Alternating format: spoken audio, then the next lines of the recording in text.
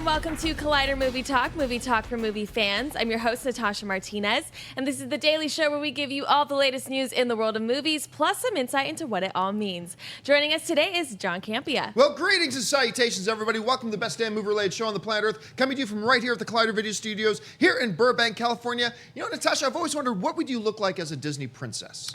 Maybe we should just not go there. We won't go there. We won't go there. A little behind-the-scenes stuff. Also joining us today is Ken Napzok. I know what I look like as a Disney gargoyle. And a unicorn. We got to try the unicorn filter on you. Okay, also joining us, Kristian Harloff. Yeah, I got nothing. Yeah. I resemble more of a DuckTales Boring. guy. So, all right, lots of stuff to go over today, including an odd one. Let's start this thing off. Natasha, what's first? Okay, speaking of Disney, Deadline is reporting that Will Smith is in talks to take on the iconic Genie role made famous by the late Robin Williams in Disney's... I've been waiting all day to see what Ray would do with that. In Disney's live-action Aladdin, directed by Guy Ritchie. The adaptation of the animated feature follows the studio's live-action slate of films that has recently exploded with a $1 billion haul from Beauty and the Beast, and will follow with the retellings of Dumbo, The Lion King, and now Aladdin. Big Fish's John August is scripting the story, which is based on the 1992 animated classic. A release date has yet to be determined. John, what are your thoughts on Will Smith as the Genie in Aladdin? I don't know what to think. I'll be honest with you. Okay, let's take one step back. Let's go back to when they announced Guy Ritchie as the director. And even then, I was like, well, okay, I let the fact that I think Guy Ritchie is brilliant to trump everything else. I didn't see it necessarily as the right style fit, but, you know, who would have thought that Peyton Reed's style would match Ant-Man, or the Russo brothers would match Captain America, Winter Soldier. So he's a great director, and so, okay. And then, you know me, I'm like the kind of guy, what actor should play this role? I don't know, any one of 1,000 really good actors that might fit. I never would have picked Will Smith. Now, I'm kind of falling, though, into that same category that I did with Guy Ritchie. I didn't really see Guy Ritchie as a fit, but he is a great director, so okay, I'm on board. I do not see Will Smith as a fit for this at all. At least the notion I have in my head about what the Genie should be, and who cares what that is, but he is a world-class talent. I mean, Will Smith is a world-class talent, no doubt about it. And I have to admit that one of the things that I said when they were getting this whole Aladdin remake thing going, I said, don't just try to do a Robin Williams impersonation. I think that would have been the worst thing in the world for them to do, because nobody is Robin Williams except Robin Williams. So I would have thought, don't do that. This is still going in a totally different direction. Look, if Disney was trying to surprise us, well done. Mission accomplished. I'm shocked and I'm surprised, and I'm still kind of torn. Not the fit that I see, but he is a super talented guy. I don't know. Ken, you heard about this. How do you see it? You said it yourself. I mean, you got to go in a kind of a different direction, I think, because Robin Williams is the Genie, right? That's what you're going to think. You do live action. If you're going to go different, look at what Beauty and the Beast did. Beauty and the Beast was kind of like a nice cover song of a hit we all knew, right? And it looked similar. It had that same vibe, same feeling. This one, I think you want to disconnect from Robin Williams, if I say that respectfully, and go in a different direction. And Will Smith, man, go back to his Fresh Prince days. This is a charismatic personality. Even back then, he was doing something bigger and funny and personality-filled. He is that giant of a presence. Will it overtake the role? I don't know, but maybe that's what you need, something big, dramatic, and different from what we've got before. You raise a great point, because if you look back at the core, what the Genie is, this huge, over-the-top, charismatic personality. Will Smith fits that bill when he really wants to turn it on that way. I don't know. What do you think? I'm going to preface it with this, is that when Will Smith was announced in Suicide Squad, I said, bad choice. I said his stardom was going to overtake the role, and it was going to be a Will Smith movie. And I was 100% wrong. No matter what you think about Suicide Squad, I think there's an argument to be made. He's the best part of that entire film. He was great. He showed up as the character Deadshot. He was great.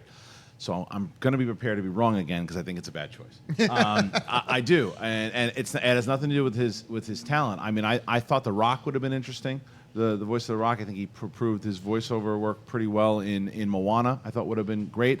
I think Eddie Murphy's someone that is too associated now with Donkey and even in Moana, but it would have been interesting. I think Mulan? Mulan.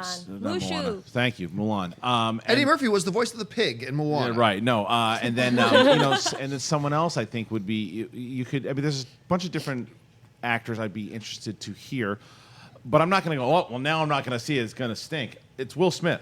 He's a talented dude. But the funny thing is, the ironic thing is, the majority, if you looked at box office for Will Smith, his big money has come into his comedy stuff, whether it's action comedy also, Right. whether it's Bad Boys or Independence Day. There was humor in that movie for sure, action comedy.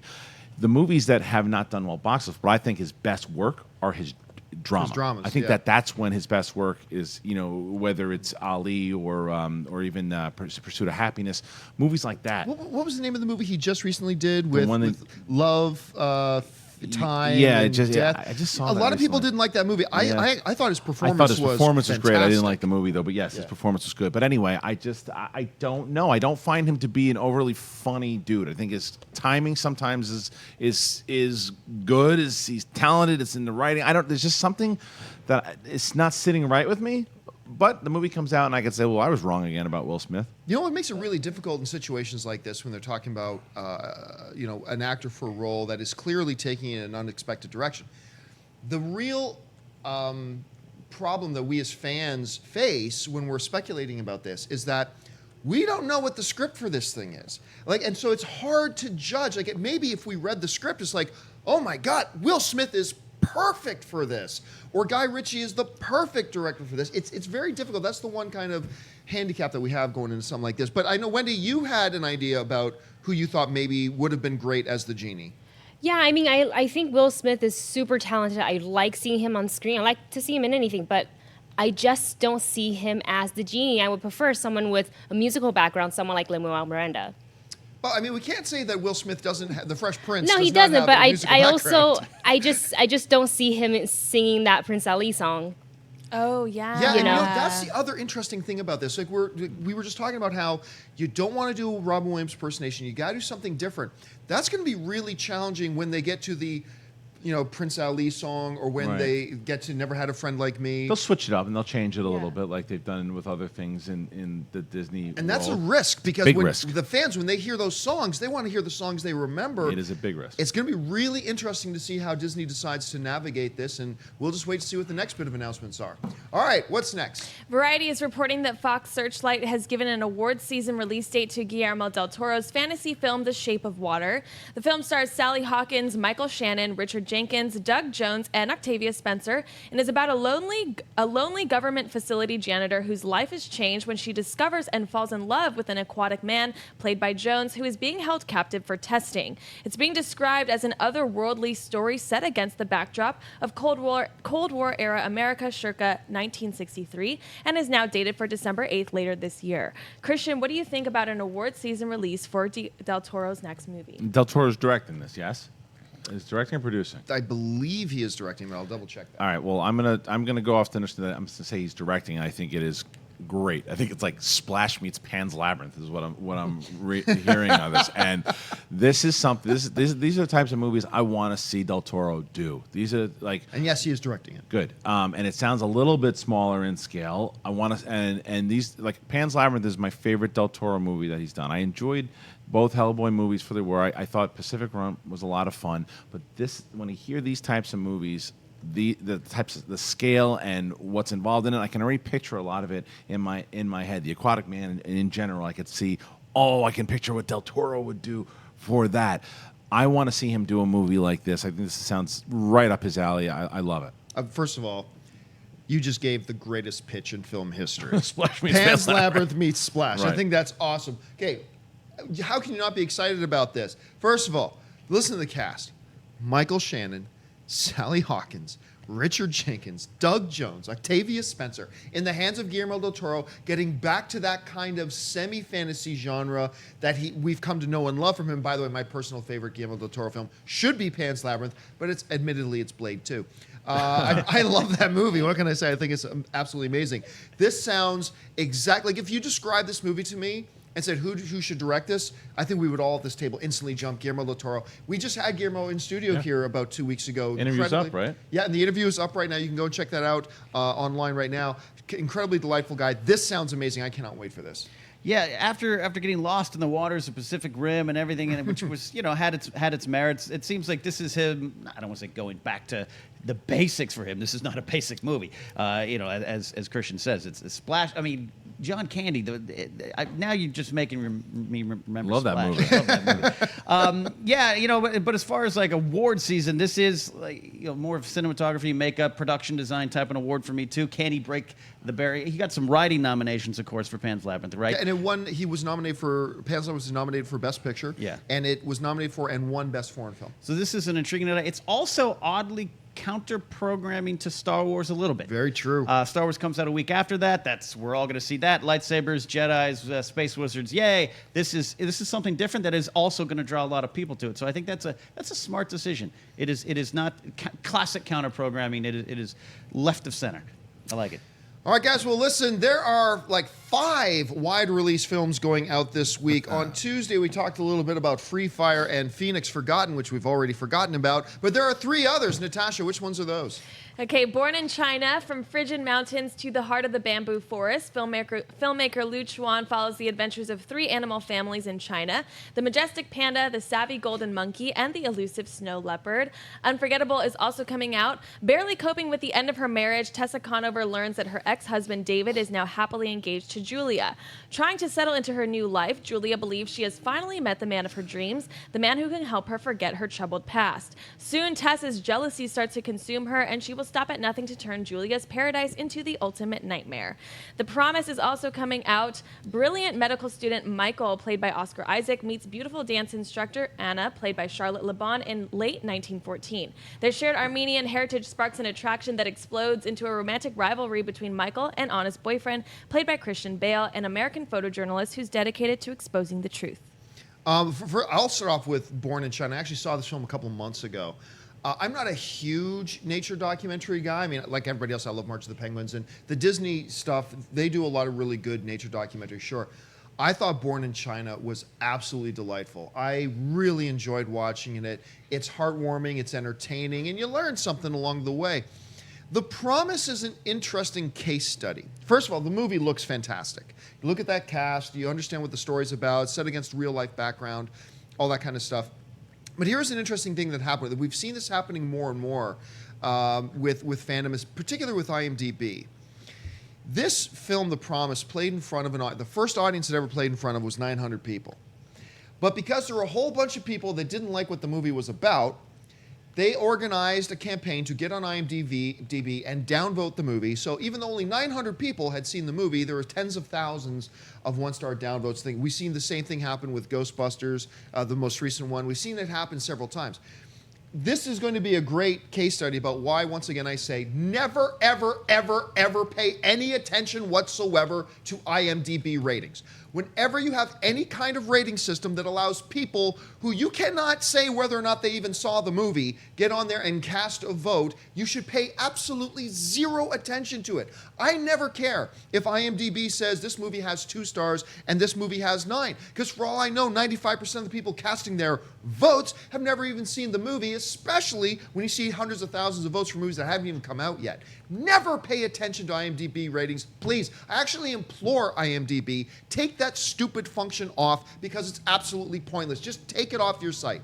Anyway, I did not see Unforgettable. Right. So should we be looking forward to it? Let me start with The Promise real quick, too, before we get to that gem. The Promise is a movie that I remember seeing the trailer for. No marketing has gone into this thing whatsoever. Very Until little. we were talking about it today, I forgot. I was like, oh, yeah, I really wanted to see that movie. I will be checking that out, because if there was a screening for it, I missed it. But I am actually going to go see that in the theater, because I want to see. I love both Christian Bale, Oscar Isaac, and I want to learn more about Charlotte Le Bon. So The Promise is very interesting. All right, let's get into this thing. Unforgettable. I'm not making the joke to where I'm going to say, well, it's forgettable, because it isn't. It is unforgettable. It's just garbage. It is so bad in a way that is, I mean, it's the best comedy of the year. When we can say 50 Shades of, what is it? 50 Shades Darker. 50 Shades Darker. I was walking out with Wendy, and I said, Wendy, you know what? I can understand, as bad as that movie was, 50 Shades Darker, I understand why they made it. Like, right. I understand. It makes sense why they made it. It's a terrible movie, but it makes sense. It was a very popular first movie. Who's greenlighting this? I mean, it's like I was thinking about it this morning. The movie must have cost, let's say $10 million, right? That it cost. You could make a $5 million movie about a cat buying donuts, and he just meets a pet porcupine named Louie, and that's the event. And that's my pitch. How much is it going to cost? $4 million. Over that, which is 10 to 15. Greenlit the donut movie, because this movie is so dumb and it's just like cliched garbage, and Katherine Heigl starts at 200 and she ends at 200. It is so ridiculously moronic, and nothing against some of the actors and actresses that are in this thing, but it is garbage. It's so heartbreaking to hear that, because I like Rosario Dawson's been like one of my celebrity crushes ever since Clerks 2. She's fine in the movie. And you know what? And I even like Katherine Heigl because she gave us The Ugly Truth, and I think that is a tragically underrated comedy. The ugly truth is this stinks, and it's also I mean, I'll tell you, like, it's just you're watching this whole thing. You remember The Boy Next Door with Jennifer Lopez? Yes. That's The Godfather compared to this. So Ken, you're looking down this list of films. Which ones are you looking forward to seeing? I'll tell you, first of all, Louie and the Donut Holes is the movie I want to see. That's the one. Go picture. Louie the porcupine buying donuts with a cat. I'll tell you, John, you're making me feel guilty for my downvote on Unforgettable this morning. Haven't seen it, but I voted it down. As you should have. Yeah, I mean, I once circled Katherine Heigl 5 times at the farmer's market. That's the look she was giving me. I wanted the promise for Christian Bale's mustache alone is worth it. But yeah, I might see Born in China. It used to be a running joke on Schmoes, but Disney Nature's Bears was kind of something we would. I love Disney Nature's Bears. Right. It was a good, sometimes you just want to go see furry creatures killing fish, and I think I'll choose Born in China. That's usually hanging out with Schnepp on Thursday afternoons. All right, guys, we reached that part of the show now for Buy or Sell. Here's how this works. In front of her, Natasha's got a few other items in the world of movie news. She's going to run them down. Then those of us at the table are simply going to say whether we buy it or sell it. So, Natasha, what do we got? In a recent interview with BlackFilm.com, standout Deadpool actress Leslie Uggams, who played the lovable yet fierce Blind Al opposite Ryan Reynolds, confirmed she would return for its sequel in Deadpool 2. Uggams' performance as Blind Al became an instant favorite among fans, with her and Reynolds' chemistry lending itself to some memorable moments in the film. She joins Reynolds again, as well as Josh Brolin and Atlanta's Zazie Beetz, who were both cast as Cable and Domino, respectively. There's still no release date set for Deadpool 2. Can buy or sell Leslie Uggams' Blind Al returning for Deadpool 2? Absolutely buy this. I'm surprised it's even a story. I would just have assumed she was coming back unless there was some scheduling issue, because she was so damn good. It was some of my favorite stuff in Deadpool was their relationship, those little funny moments. It kind of was a little seasoning on that steak we were eating with Deadpool. I buy it wholeheartedly. There were a lot of different elements that made Deadpool as entertaining as it was. The dynamic between Deadpool and her was absolutely one of the things right near the top. It was almost like you'll often talk about, whether we're talking about scripts here or movie scripts at all, that every once in a while you need to take a breath, in the script, right? And I found that amidst all the insanity and the nuttiness going on, the scenes between Deadpool and Al were that breath. It was still super funny and entertaining. It was like, okay, stepping into the high-octane action and da-da-da. And some of the best lines were delivered in the exchanges between the two of them, including the tiny hand stuff, all the IKEA stuff, which I thought was brilliant. And, I do worry about stuff like that, because a lot of times you move on with sequels like this, and sometimes these side characters don't show up. So I was really far more excited than I should be to see that she was going to be there. So for me, it's a big buy. Oh, it's a tremendous buy, because she's like the demented Alfred. Yeah. It's not that she's demented, That's a great but I analogy. mean, it's that relationship. It's just like the dark version of Alfred and Batman, even though that's pretty dark also. But you know what I mean? It's like, so they have that dynamic, and I think that what it is, it's not a matter of, I don't think anybody should have been nervous that she wasn't going to come back. I think it was what they have done so well in the marketing of the first movie and the second movie is let you know that things that you particularly wanted or things that you liked will either be back or will be coming. Like in the first movie, they let you know about their R rating and everything else, and now Ryan Reynolds and everybody else. It was strategic to say, hey, that character you loved? Well, we're doing everything here. She's coming back, everybody else is coming back, and it's a little bit more fan service just to let us know that the character we loved is coming back. All right, what's next? Focus Features has released the first official trailer for The Beguiled, the new film from director Sophia Coppola that stars Colin Farrell, Nicole Kidman, Kirsten Dunst, and Elle Fanning. The story takes place at an all-girls school in Virginia, 1864, during the Civil War, when a wounded Union soldier is discovered nearby and taken in, upsetting the balance of the school that has been sheltered from the outside world. The movie is set to make its debut at the Cannes Film Festival with a release date set for June 30th, 2017. John, buy or sell the new trailer for Sophia Coppola's The Beguiled? I'm going to sell it, and here's why. About 95% of the way through the trailer, I probably would have bought it because it's an interesting looking story. It's a remake, by the way, of a Clint Eastwood film. But I would have been on board. There are some trailers that just overtly give you way too much. Then there are some trailers, and this is one of them, that it's fine, and then they just had to throw in one more thing.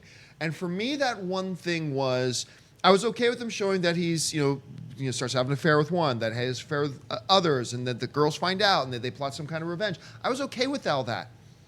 Then that last shot, when you hear Colin Farrell going, "What have you done to me?" with just the camera on the girls, it's like, that was just take it one step too far for a trailer. Now, that was the line for me about, okay, everything's fine. Now you've revealed too much. Now you told me exactly where this whole thing, you've told me the exact point on the map where this whole road is leading. And that one moment, I think if they just took that one moment out, I would have found it a lot more of a compelling movie. And at this point now, that one little moment has made me feel like I don't need to see this film now. And I may not. I don't know. What do you think? Well, it's actually a remake of Tusk, Kevin Smith's movie. No, it's, I'll tell you, I'm selling the trailer, but not for the same reasons. I'm selling the trailer because it's pretty much the first trailer. I've seen this trailer before. See, I did not see the first trailer. It's the same thing. All the moments, that moment that you're talking about didn't Right. bother me because I think that it's more about how did we get there. I can understand your point to where it just feels like they gave away everything. I know what's going to happen now, and they seem to be doing that in every stinking trailer. But for this, I want to. There's just so many great actresses, and Colin Farrell is one of my favorites out there. So I want to see how we get there. I want to see this film. I just think for a second trailer, I always like when they switch it up a little bit, give me a little bit more. Like that stupid movie. Well, not stupid movie because I bought the trailer. But what was the one that we talked about the other day that you hated both of them? It was the cannibalism movie. Yeah, the one with Jason Momoa. Now that movie, right? No, you've seen both trailers, but even though you didn't like both of them, you would say that they're significantly different from each other. Yes, yeah. This is not different. I want my trailers when they come out to be different, and so that's why I'm selling. Ken. You know what, John, you may have helped convince me. I was going to say buy. I'll buy the movie, sell the trailer, because you're right.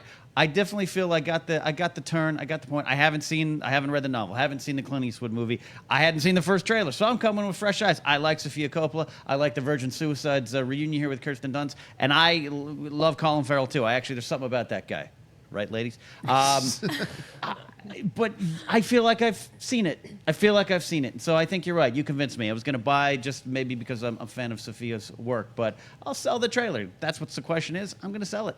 All right, what's next? Earlier this year, Woody Harrelson mounted an experimental production by filming a movie live and broadcasting it in movie theaters for one night only. The movie, shot in real time and with one continuous shot and only one camera, is written, directed, and starring Harrelson, and is entitled Lost in London. Based on a true experience Harrelson had in 1992, the film finds him learning that he's the subject of the latest celebrity tabloid scandal, where his wife finds out and, believing he cheated on her, publicly confronts and fights with him. The events escalate from there, with Harrelson going through a series of bad to worse situations as the night wears on. There are no details yet on a wide release of the film, but Harrelson will be taking Lost in London on a UK exclusive tour soon, with many reports saying the movie will eventually get a wide release sometime this fall.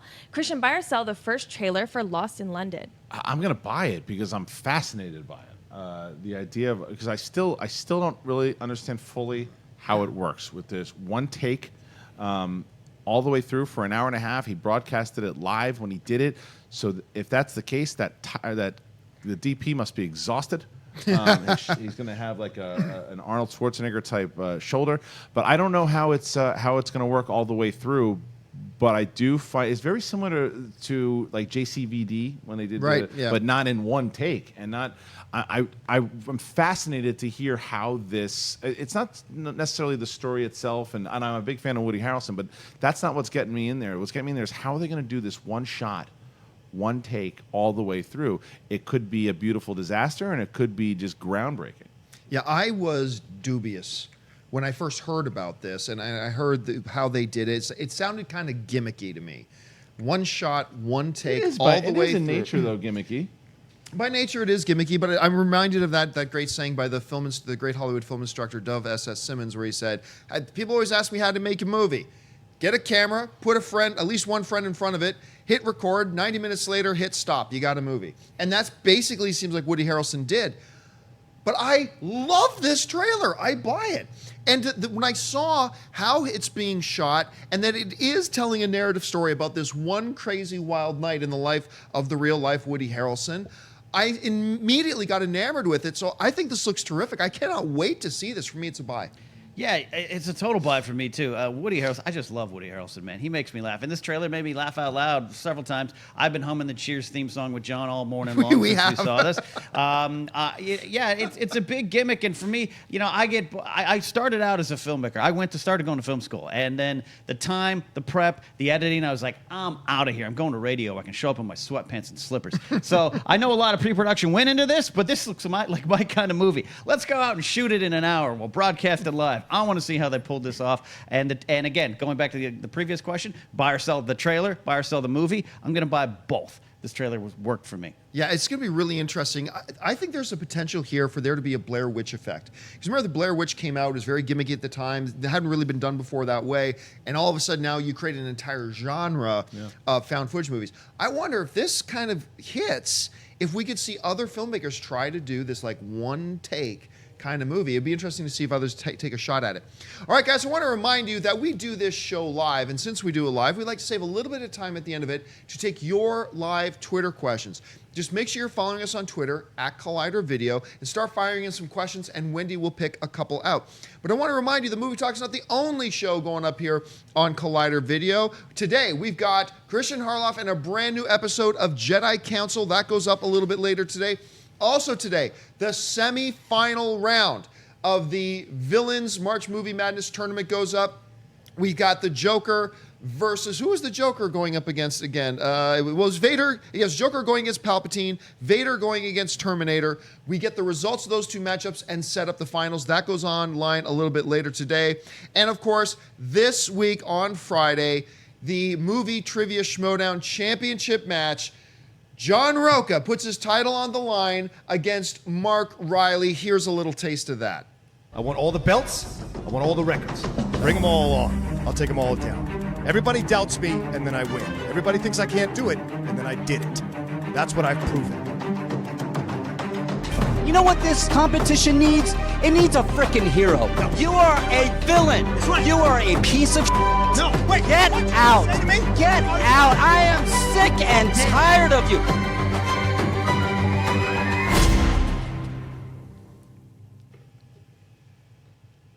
So Riley versus Roca, that's this Friday. Keep your eyes open for that. But speaking of Fridays, brand new episodes of Jeremy John's Awesome Tacular go up every single Friday. Keep your eyes open for that as well. All right, now before we get to our live Twitter questions, it's time for us to go to our mailbag. Hey, listen, if you've got a topic or a question you want us to address on the show, either on Movie Talk Monday through Friday or on mailbag on the weekends, just email us anytime at collidervideo@gmail.com. Send in your questions. Maybe you'll see it pop up on one of our shows. Natasha, what's in the mailbag? William writes, "Hi gang, longtime listener, first-time caller. With the Universal changing gears as far as a shared universe by saying it is kinda but sorta isn't, is it possible that the movies are shared universe but at different time frames and only tied together by lore, amulets, visions, history, etc.? Seems to me Crow's appearance could still tie everything together via books, flashbacks, visions, and whatnot. Just a thought. Thanks for taking my call. I'll hang up and listen to your response." Well, first of all, let's not confuse the idea that what shared universe means. Shared universe does not necessarily mean shared story. It just means that they all happen within the same universe and could affect each other, but it's not necessarily that it's one big story that connects all these different pieces. It could simply mean that, you see a Mummy movie that then makes reference, or a little bit later down the line, say a Bride of Frankenstein movie that makes references to the events in the Mummy because they're in the same universe, but don't necessarily share one straight through storyline. At some point, will they connect them all? I suspect that they will, but it sounds like right now they're just trying to focus on these individual films and make them as good as possible. And frankly, I think that's the right approach. So I don't know, Kristian, you hear about all this. What do you think? Yeah, I mean, I think that we're spoiled when it comes to, because of what Marvel has done with their shared universe. Right. Everyone just assumes, oh, and then eventually we'll get something like the Avengers, where they'll all team up, and it doesn't mean that. It's exactly what you said. It just means that they all, like, there could be a reference to something, or there's like, it's just acknowledging that everyone exists inside of this shared universe. So there could be a particular movie that has nothing, like you mentioned the Wolfman or the Mummy, and you never see Tom Cruise in one of these movies ever, and never see him team up with somebody at all. I just like the idea of the continuity all being part of it. Like if there's a reference, I'm like, oh, like Captain America, I understood that reference. So I think it's interesting and a different way to explain how a shared universe works. I don't necessarily think they should start changing things up. Like, well, just because that happened there doesn't mean it didn't happen in this world. It should. It should all happen, and it should all the events should happen in this continued shared universe. Ken? Well, it's like when I go get a shake from one spot and tacos from another spot. It's still lunch. You don't need to worry too much about connecting it. It's still there. We can enjoy it. And I like this idea of a soft shared universe is what you're talking about here. It's like, I don't have to pay attention to every little detail on one, or, Doctor Strange, his name is mentioned here, and that means it's going to go. Just it's all monsters. Let them concentrate on each story individually. I think that's what Universal should do, is they've got a collection of monsters. Just focus on it, and let's not worry about what connects yet. Yes, I'll go to Chronic Taco with you. All right, guys, so I said we saved some time for your live Twitter questions, and we're going to do that right now. Wendy, what have you picked out? This one comes from MK Songbird, who writes, what are the chances of there being a WGA strike, and what films do you think it would have the biggest impact on? Well, it's impossible to say which films it would have an impact on, because it's films that would be, right now, mostly films we've never heard of at this point, films that are in earliest stages of development and things like that.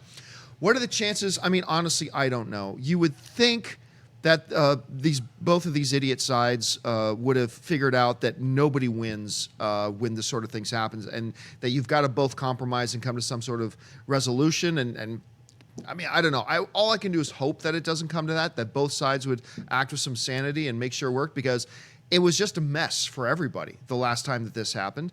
And here's just hoping that they learn from the lessons of the past. I don't know, Ken, how would you address that? I think it's going to happen. I think it's unfortunate. It's a developing story. I'm not an expert on it. I'm not going to comment on it, but I think it's going to happen the way it's looking. And we experienced someone, was that 08? 07. 07. Yeah. And I get it. I get the big issues. I get the things, but the immediate effect is some careers can be delayed, absolutely ruined. We've experienced some of that stuff here back in 07. So it is not good in the present, maybe long term. I get that's why you do these things. But it will affect movies. I mean, it absolutely will affect movies and TV shows. It is a tough thing. Again, I get it. It's bigger issues than maybe I understand. But unfortunately, I think it's going to happen. We'll see what it delays. I mean, there's tons of movies that will affect. I mean, look at the majority of movies that we talk about here. Whether it's some of the next Marvel movies, Episode 9 or whatever it might. It's pretty much like, hey, stop working until we figure this out. And I think it's easier said than done. Than when it's just like, I don't know, not nothing towards you, because I feel the same way. I just want them to figure it out. But there are things that need to be fought for. I mean, it's the bottom line. They need things that need to be fought for on both, and it's one side that really wants some of the same problems that are coming up again, to be honest. Yeah. And I think that there's sometimes that whether or not it's big business going no, or it's maybe the big business saying, no, I think we're being fair here and we need to figure this out. It's just, I have my opinions on it, obviously, but I think that it is going to affect the business very much so, just like it did 10 years ago. It's going to affect many people just like it did 10 years ago, and it's unfortunate. It is a thing that happens, and it'll probably happen again in 10 years ago, because it's a vicious circle. It's really concerning from a fan's point of view. It's kind of like World War I with the assassination of Archduke Ferdinand, right? That one event clicked this odd, convoluted chain of alliances that went from one thing happening to 3 parties involved to 5 parties involved, and then you had a world war. Right. That started from something else. What we saw that almost happen in the last one too, because you have the one union, the Writers Guild, But that almost triggered, and it did start to trigger, the alliances they have with other unions as well.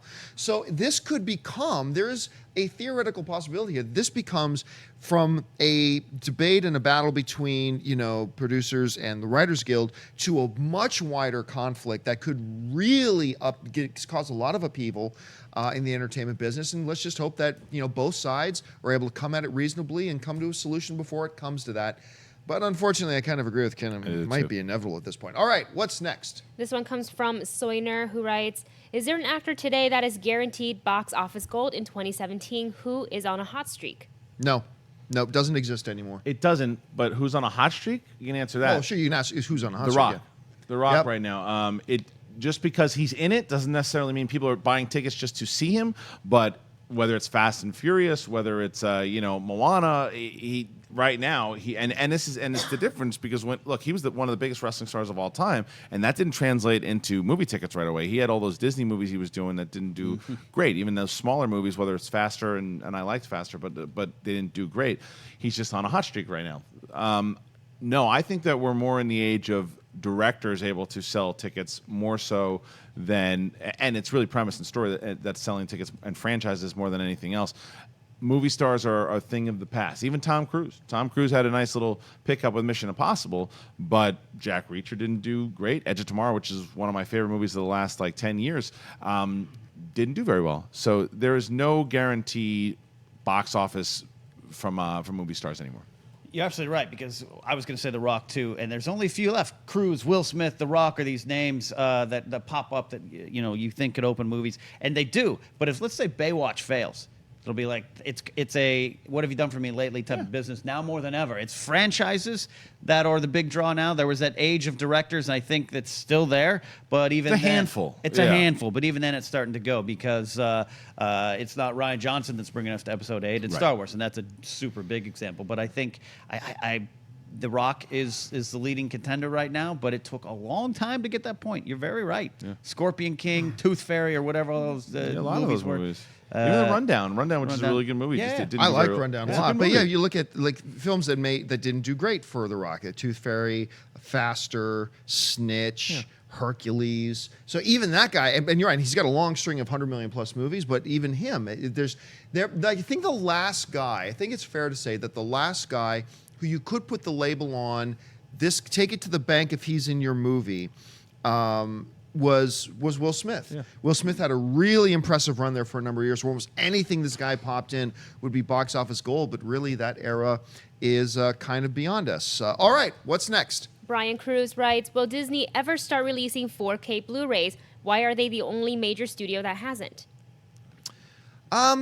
I don't know. I think because they know the majority of the audience is not transferred over to 4K yet. I mean, I haven't made the move. I'm very slow in I love new technology, but I also like to be very deliberate in my transition to technology. I waited quite a while to go from DVD to Blu-ray, mostly because the difference between VHS and DVD was a lot different than the difference between DVD and Blu-ray. But you want to wait a little bit till it becomes more adopted, that there are more options out there. And as more adopted and more people get involved in it, the price levels start to come down. And a lot of people aren't there yet. So Disney's probably thinking, why make some product that there isn't a huge audience for yet? It'll get there, and Disney will then adopt it. I just think they're being strategic about it. Well, to quote the great John Lovitz, I don't know. Ken? This makes me think that there's something called Disney K on the way, and they're creating their own technology, and we're all going to have to live in their world.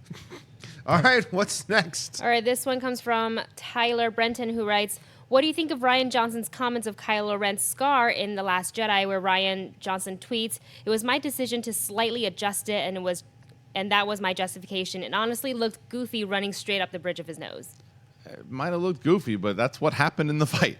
I love Rian Johnson, but I'm not a fan of the decision. It's not going to suck me out of enjoying Episode 8 any less.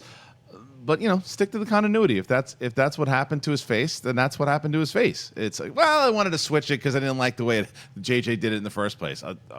Well, you shouldn't be able to do that, but he did, and I'm still going to see the movie 87 times. Yeah, I think it's totally moot and irrelevant. If we're going to be upset about things like that, then we should all be up in arms by the fact that C-3PO and R2-D2 were still in the hangar bay of the Rebel base in Rogue One when clearly the Tantive 4 was already gone. How did they magically appear there? I mean, that's a bigger continuity mistake than... took 'em.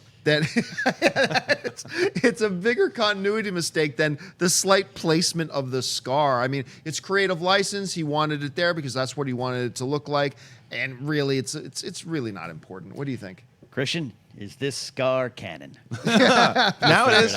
Now it is. I mean, come on. I actually, the interesting thing to me is that Rian Johnson was like, my movie, my scars. And I I'm doing it respect my him for way. that, And though. I do. It shows that he has his full stamp on this. Yeah, I'm going to see this movie 88 times just to beat Kristian. Damn it. All right, what's next? Rudy Pena writes, hey guys, with Black Panther wrapping production this morning, do you think Michael B. Jordan will start working on Creed 2? It's a really good question. There's a lot of question marks floating around about Creed 2. I mean, this is something that I thought would have been in production already. I mean, Michael B. Jordan is one of the elements there, but you're also talking about Coogler. I mean, Coogler is a high in-demand dude, and while Michael B. Jordan may be done on working on that one movie, Coogler is not done. And, granted, in his producer's role and all that kind of stuff. So, I mean, who knows? I don't necessarily think that... Black Panther wrapping is the trigger that's going to set off Creed being in motion. Ken, what do you think? Yeah, absolutely right. B. Jordan probably can find some time. Coogler's got some work to do. Yeah. And Sly Stallone's busy doing Takata commercials now, so we got time. But definitely we want Creed 2 in due time. We said this not too long ago. I think that because there was conversations about them just going forward with Creed 2 without Coogler, and I think those stopped quick. I think that Stallone was like, no, do it without Coogler, and they wait. They're going to wait for him. They're going to wait for him to do post. Then you're going to start hearing about it, and you will hear the conversation that Stallone, who's obviously has a big voice in what happens next in this franchise, was like, let's wait. Let's wait for Coogler, and I bet you Coogler after he settles down, I bet you we get an announcement that Coogler's coming back to do Creed 2. I think that's the way to go. I would have liked to see Gavin O'Connor do Creed 2. I think that would have been cool. He did Warrior and great job with Warrior and Miracle, and he absolutely can do sports movies. But if you don't want to go that route, you wait for Coogler. All right, last question of the day. Oh, okay. Maybe I should pick a better one. Make it a good one. Blooper. All right. I thought I had time for two more. What color shoes do you have on? All right. This one comes from Austin, who writes, do you think Spider-Man Homecoming box office could be hurt because it's the third movie in 15 years? It's my least anticipated superhero. No, not at all. I don't think they'll have anything to do with it. There was some... Again, we talked about this the other day. The audience doesn't confuse as easy as we like to think. So there are some people saying, it might be confused. It's still part of the Amazing Spider-Man stuff. No, I think we've moved beyond that. I really don't think so at all. I think if anything, coming off of Captain America Civil War, the audience is really ready for a new Spider-Man movie. And while I think they overused Tony Stark in the trailers. Fact of the matter is, Tony Stark is a huge draw of the Marvel Cinematic Universe fans, and so they put a lot of him in the trailer. I don't think it being the third film in X number of years or the fifth film or sixth film in X number of years is going to hurt it one little bit. Not at all. And I will say, for me, it's one of my most highly anticipated superhero movies of the year because I want to see this iteration of Spider-Man coming off of Civil War. Like you said, Civil War was one of the most profitable movies of all time. And by introducing and Spider-Man arguably was one of the best parts of that movie in the limited time he was in it. I think that because I was looking at the summer in general. Jeremy and I were looking at the summer movies. There are like 4 movies in the summer that I really care about. I think it's Dunkirk, Apes, Spider-Man, and there's one more I'm missing. But this is one Wonder of the, Woman. What is it? Wonder Woman, yeah, and maybe one other one. But anyway, so it's just I think Spider-Man is actually going to have a really good box office. Yeah, the general audiences are simpler, and I mean that the best way possible. They see something they like, they're going to go see it. Spider-Man, I'm there. We are, we're looking all the. I mean, I'm going to buy the ticket for Spider-Man, stay for Aunt May. That's why I'm going. But I think it's pretty simple. Superhero, Marvel, Spider-Man, going to make some money. Here's the thing that really makes me interested about this particular movie. And it goes to like one of the topics we were talking about yesterday about how that there is an end date for the Marvel and Sony Spider-Man deal. What I'm really fascinated about this movie is I know some people involved in the production of this film. And what I have been told was that this was a real compromise kind of film. That there were certain things Marvel wanted to do that Sony said, nope, nope, nope. There's certain things Sony wanted to do that Marvel said, no, no, no. And they really came to a compromise about the tone and the direction of this film. That makes me fascinated to see how this turns out. This is going to be the first MCU movie we see where it's not just Marvel's creative vision, but another studio in there as well working with them. And what I'm really excited to see is because if it works and this movie's a hit and the fans love it, I think that will really help towards the idea that these studios will extend that deal beyond Homecoming 2 if it works for everybody and everybody. I mean, I think they're going to extend it anyway. But if this really works and we see that the compromise between the studios works well and the fans love it, I think that just puts a final seal on it that they will extend this deal and maybe work together on some more stuff. Maybe bring that Venom standalone thing into the MCU. Who knows? Let's just wait and see. All right, guys, that'll do it for us for this installment of the Movie Talk. Thank you so much for joining us. I want to thank the guys sitting at the table with me. First of all, sitting over here, Mr. Ken Napzok. Ken, where can people find you You can online? find me at Ken Napzok. Thanks again to everyone who said hi at Star Wars Celebration. We had a great time meeting you all. Over here, Kristian Harloff. Well, like John mentioned, Jedi Council, it goes up today. We're going to be recapping a lot of Celebration, a lot of brand new stories drop, a lot of stuff that Kathleen Kennedy said that was very, very interesting. Make sure you check that out. And John also mentioned the movie Trivia Schmodown. Not only do we have the big championship match, but our own Perry Nemiroff is doing her singles debut against Miss Movies, Brianne Chandler. That happens on the undercard of Riley and Roca 3. Sitting over there, we got Natasha Martinez. You guys can find me on Twitter and Instagram at NatashaAlexis_. And, of course, Wendy Lee. On YouTube at the Movie Couple channel and at Wendy Lee Zaney on Twitter, Instagram, and Snapchat. And you guys can simply follow me on Facebook and on Twitter at John Campea. That'll do it for us, guys. And until next time, bye-bye. Hey guys, if you like this video, click the thumbs up button. Also, make sure you subscribe to our YouTube channel. It'll help you stay up to date with everything we've got going on here at Collider.